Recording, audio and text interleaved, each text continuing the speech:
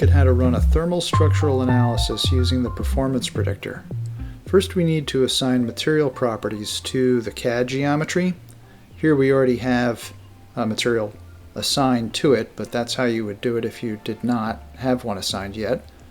Next, we'll turn on the Performance Predictor going into the Application toolbar. And then we can set the resolution for our analysis and the analysis type. For a thermal structural analysis, all we need to do is select the structural analysis type. Then you can see we have our Performance Predictor navigator, and we can work from left to right on the toolbar. So here we can specify a location for a fixed temperature. We also need to specify a structural constraint. So here we'll fix the top of the flange.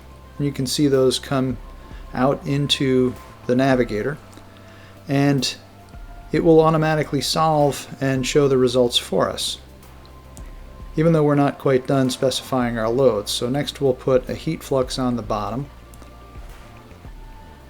and you can see we have a warning message about a reference temperature. Let's go ahead and specify that as well. And we can make that our initial stress-free temperature for our structural analysis.